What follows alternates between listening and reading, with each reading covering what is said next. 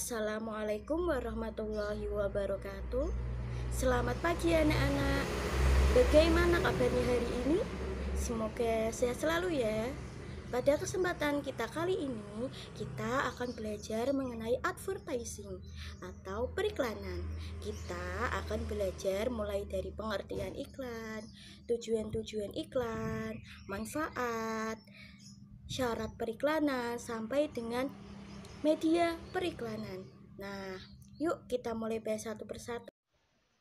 Yang pertama, kita akan belajar mengenai pengertian advertising atau periklanan. What is advertising? Menurut Kotler, periklanan adalah segala macam bentuk penyajian dan promosi ide, barang, atau jasa non-personal yang dibayar oleh sponsor tertentu. Menurut Wells, periklanan adalah komunikasi non-personal yang dibayar oleh pihak sponsor menggunakan media massa untuk membujuk dan mempengaruhi audiens. Nah, sedangkan menurut Renal Kasali, periklanan didefinisikan sebagai pesan yang menawarkan suatu produk yang ditujukan untuk masyarakat melalui media. Berbeda dengan pengumuman biasa, iklan lebih membujuk orang untuk membeli. Menurut Persatuan Perusahaan Periklanan Indonesia, periklanan adalah segala bentuk pesan tentang suatu produk yang disampaikan melalui suatu media, dibiayai oleh pemrakarsa, dan ditujukan untuk sebagian atau seluruh masyarakat. Nah, dari beberapa pengertian iklan menurut para tokoh, maka periklanan atau advertising dapat disimpulkan bahwa periklanan adalah suatu bentuk atau sarana komunikasi massa yang bertujuan membujuk audiens atau pembaca agar membeli produk yang ditawarkan. Selanjutnya yaitu apa tujuan advertising? Tujuan advertising sendiri ada dua. Yang pertama tujuan umum dan tujuan khusus. Nah, yang pertama kita akan mempelajari mengenai tujuan umum advertising. 1. Untuk menyampaikan informasi, yaitu menganjurkan cara penggunaan baru untuk produk tertentu, menjelaskan cara kerja suatu produk, dan membangun citra perusahaan. Yang kedua, untuk membujuk, yaitu dengan memilih merek tertentu, menganjurkan membeli merek tertentu, mengubah persepsi konsumen tentang ciri-ciri merek tertentu, dan membujuk pelanggan untuk membeli. Yang ketiga, untuk mengingatkan, yaitu dengan mengingatkan konsumen bahwa produk itu di kemudian hari akan sangat dibutuhkan, mengingatkan konsumen di mana dapat membeli produk tersebut dan menjaga agar pelanggan selalu ingat akan produk atau merek itu. Yang keempat, untuk penetapan, yaitu berusaha meyakinkan pembeli bahwa pilihannya sudah tepat.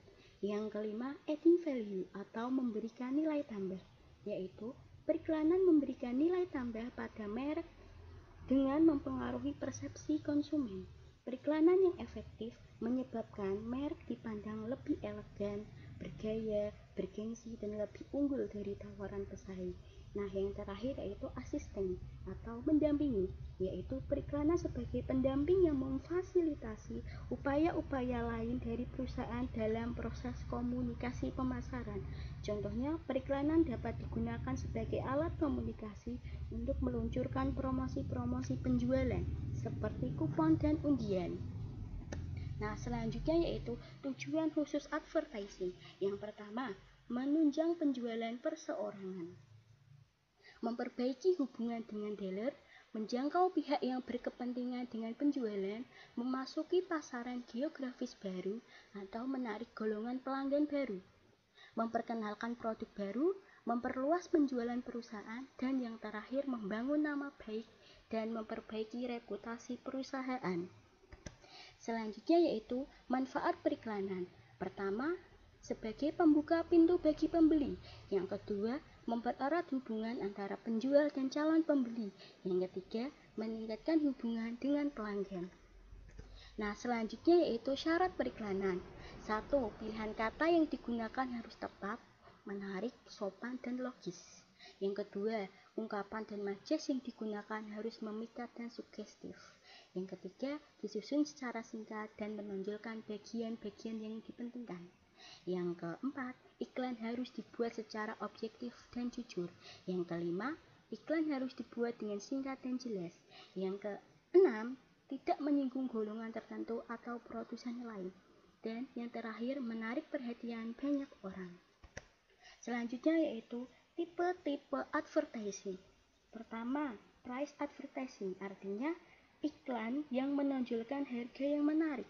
Yang kedua, brand advertising, artinya advertising yang memberikan kesan atas nama brand kepada pembaca atau pendengarnya.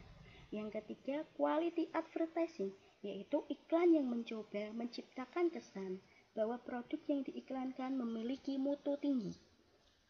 Yang keempat, produk advertising, yaitu iklan yang berusaha mempengaruhi konsumen dengan menonjolkan manfaat dari pemakaian suatu produk. Yang kelima, institutional advertising, yaitu iklan yang menonjolkan nama dari perusahaan dengan harapan agar konsumen mempunyai kesan mendalam tentang nama perusahaan tersebut sekaligus menjadi jaminan mutu. Nah, yang terakhir yaitu prestige advertising, artinya iklan berusaha memberikan fashion pada suatu produk atau mendorong masyarakat mengasosiasikan produk tersebut dengan kekayaan atau kedudukan. Nah, yang terakhir yaitu media iklan. Media iklan ada 3, media cetak, media elektronik, dan media iklan luar ruangan. Media cetak ada surat kabar, majalah, dan brosur. Untuk media elektronik ada radio, televisi, iklan film, dan internet. Kemudian media iklan luar ruangan ada iklan outdoor standar, iklan transit, billboard, dan display. Demikianlah materi kita pada hari ini. Jangan lupa untuk dipelajari kembali ya anak-anak. Sekian pembelajaran dari Ibu. Wassalamualaikum warahmatullahi wabarakatuh.